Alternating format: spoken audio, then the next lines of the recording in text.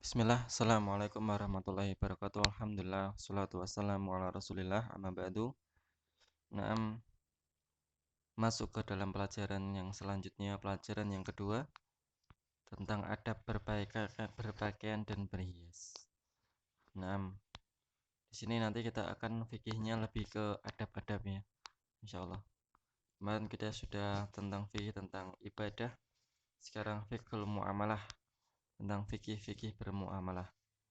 Naam, pakaian yang dimaksud pakaian itu ya semua yang dipakai pada badan.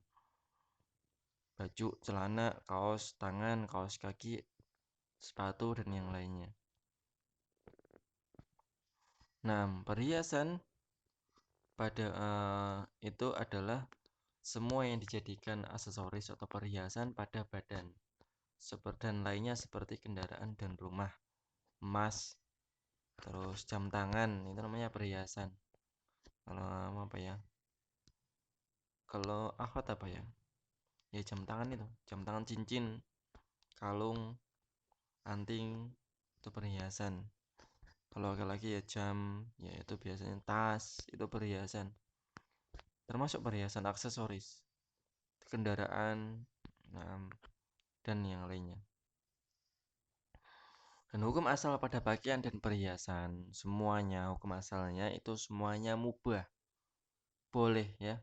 Tidak ada yang diharamkan darinya kecuali yang disebutkan tentang keharamannya. Ini kaidah ya, qawaid fikih. Nah, yang harus kalian pahami nanti kalian akan mempelajarinya lebih lanjut di pelajaran qawaid fikih yang ada di KMI insyaallah taala. Nah, qawaidul fikih mengatakan bahwasanya segala sesuatu itu, segala sesuatu yang bersifat muamalah itu semuanya boleh kecuali ada dalil yang mengharamkannya. Kebalikannya wal ibadah dan ibadah itu semuanya haram kecuali ada dalil yang menghalalkannya atau memerintahkannya. Contoh, saya kasih contoh. Makan, ibadah atau muamalah? Muamalah. Hukum asalnya dia muamalah. Nah, makan semuanya yang ada di bumi ini atau makan semuanya boleh. Kecuali hal yang diharamkan oleh Allah Subhanahu wa taala. Semuanya boleh dimakan kecuali daging babi, anjing, darah, ular, ya binatang bertaring dan yang lainnya. Berarti ada pengecualian. Semuanya boleh kecuali A, B, C, D, E. Itu namanya hal muamalah. Dalam pakaian, berpakaianlah semuanya boleh, tapi jangan satu ketat, dua isbal, tiga transparan. Nah, itu dalam hal pakaian semuanya boleh. Tetapi ada hal kecuali jangan A, B, C, D. Ini dalam hal muamalah. Jadi jangan mengatakan ini suatu hal yang bid'ah. Karena ada yang mengatakan kalau semuanya itu dulu boleh, berarti kalau sekarang ada berarti bid'ah dong. Seperti orang-orang ya sabut saja jamaah sebelah. Nah, jamaah sebelah itu mengatakan sholawatan bid'ah, tahlilan bid'ah, nggak boleh, ini tuh nggak boleh. Alasannya zaman dahulu Rasul, di zaman Rasul nggak ada. Sekarang diadakan berarti bid'ah. Terus kiainya menjawab, berarti kipas angin bid'ah, mikrofon bid'ah, YouTube bid'ah. Naam. Nah ini salah, dia nggak pernah belajar qawaid fikih. Naam. Orang yang ngomong seperti ini nggak pernah belajar qawaid fikih. Tahlilan dia diniatkan ibadah atau bukan? Diniatkan ibadah. Qawaid fikih mengatakan semua yang dikaitkan dengan ibadah semuanya haram kecuali yang diperintahkan. Tahlilan ada perintahnya? Tidak ada. Kalau ibadah itu yang dicari adalah perintahnya, bukan larangannya. Nah, perintahnya ada apa enggak? Kalau enggak ada berarti kita stop. Enggak boleh. Dan dia mengatakan kipas angin itu berarti bid'ah. Nah, dia memang bid'ah secara bahasa. Bid'ah secara bahasa sesuatu yang baru, yang diadakan. Yang dulu enggak ada emang benar. Nah, Tapi dalam masalah syar'i, istilahnya dia bukan bid'ah. Karena ini perkara muamalah. Dan dia segala hal yang berkaitan dengan muamalah itu boleh. Silakan dipakai kecuali ada dalil larangannya. Adakah dalil larangan tentang kipas angin? Tidak ada. Naam. Oke, lanjut. Itu sedikit qawaid fikih ya, yang harus antum pahami. Misalnya, jangan menempatkan kebalik. Naam. Kalau kebalik bisa bahaya. Naam. Ya, a'udzubillahi minasyaitonirrajim. Ya bani Adam, qad anzalna 'alaikum libasan yuwari sawatikum warisha. Naam. Hai anak Adam, sesungguhnya kami telah menurunkan kepadamu pakaian untuk menutupi auratmu dan pakaian untuk perhiasan. Pakaian menutupi aurat. Kalau nggak menutupi aurat ya nggak usah pakai pakaian aja. Walibasut taqwa dzalika khair. Dan pakaian ketakwaan itulah yang paling baik. Seorang, maksudnya gimana tuh ayat ini? Ya maksudnya seorang yang dia bertakwa akan terlihat dengan pakaiannya. Nah, tidak mungkin seorang yang dia bertakwa dia memakai baju you can see ya. Kamu bisa lihat you can see. Nah, maka itu tidak sesuai. Nah, maka takwaan dari hati yang menutupi yang ada dalam hatinya akan memberikan efek atau memberikan pengaruh dengan muamalah yang dia lakukan. Dzalika min ayatillah la'allahum yadhakkarun. Itu adalah tanda-tanda kekuasaan Allah Subhanahu wa taala. Mudah-mudahan mereka selalu ingat. Naam.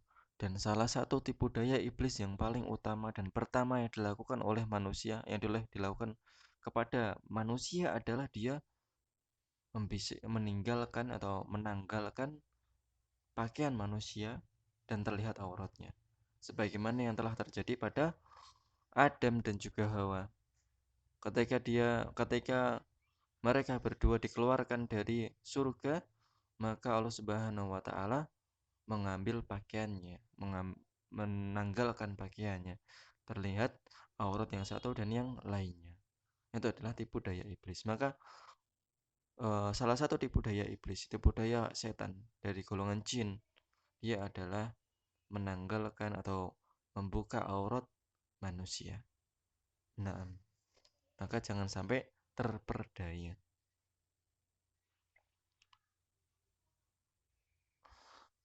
Dan juga ayat selanjutnya, kul man harrama zinatallahi allati akhraja li ibadihi wat thayyibati minar rizq.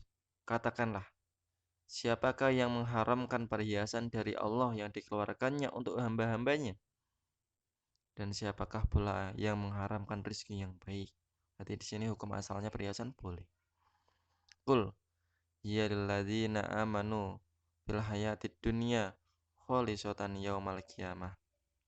Semuanya disediakan bagi orang-orang yang beriman dalam kehidupan dunia, khususnya di hari kiamat.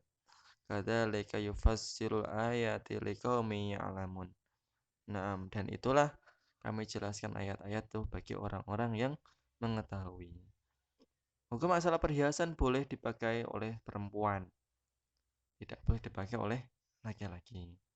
Naam. Dan juga perkataan Nabi tentang bolehnya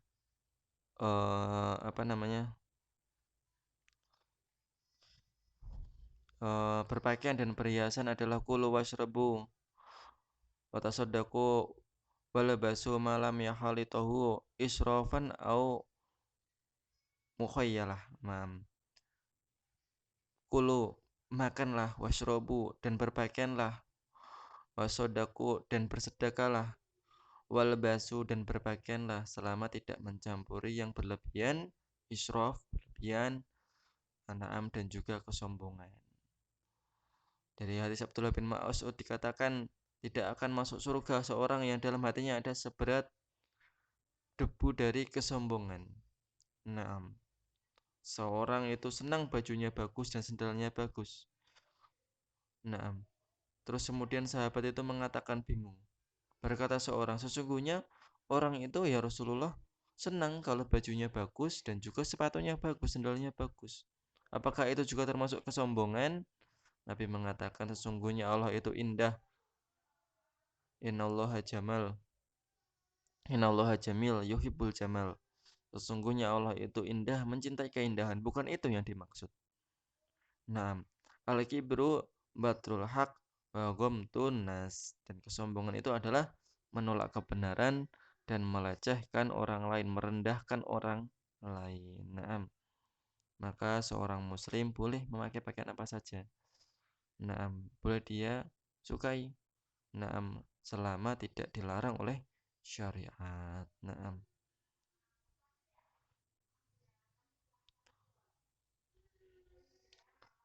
Saya kira cukup. Aku lu qouli hada subhanakallahumma wa bihamdika asyhadu an la ilaha illa anta astaghfiruka wa atubu ilaik.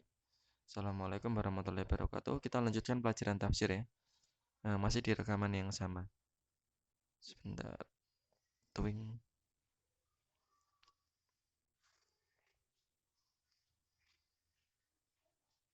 Hmm.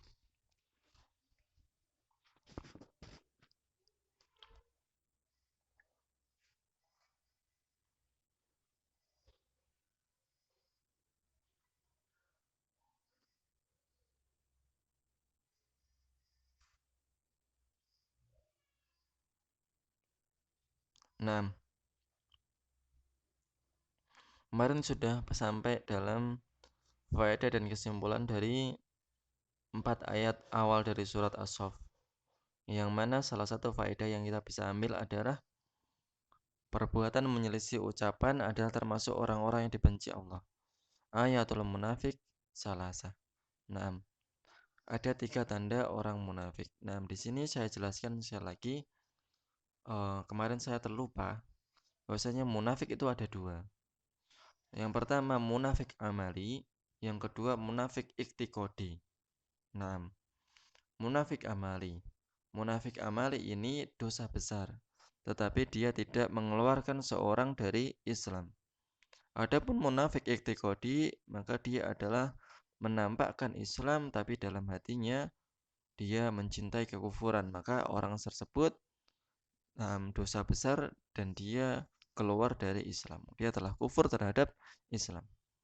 Dan yang disebutkan oleh Nabi Shallallahu Alaihi Wasallam dalam hadis ini, dalam ayat-ayat munafik, ketika dia berbicara dia dusta, dia berjanji dia menyelisihi, dan apabila dia dipercaya dia khianat, itu adalah munafik amali. Dosa besar tetapi dia tidak mengeluarkan dari milah Nabi Muhammad Shallallahu Alaihi Wasallam.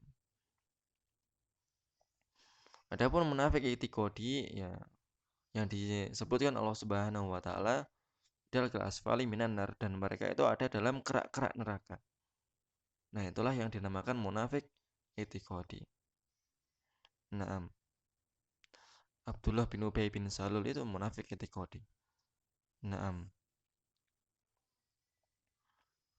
Di sini ada evaluasi untuk pelajaran tafsirnya, ada evaluasi 9 nomor. Silakan antum kerjakan. Tidak usah difotokan ya, langsung gini aja, apa namanya? Difotokan aja nih, difotokan ya nggak apa-apa. Atau mau ditulis di WA ABC 1A, 3B, 2C juga enggak masalah. Terserah antum enaknya gimana, dan jangan lupa memberikan namanya ya. Karena tidak semua nomor saya save. Jadi tolong dikasih nama ya. Hari ini saya tunggu. Cukup ya tafsirnya, kita hari ini tugas saja, evaluasi dulu. Nah, 9 nomor langsung dikerjakan aja, langsung dikirim. Insyaallah kita lanjut di pertemuan selanjutnya. Assalamualaikum warahmatullahi wabarakatuh.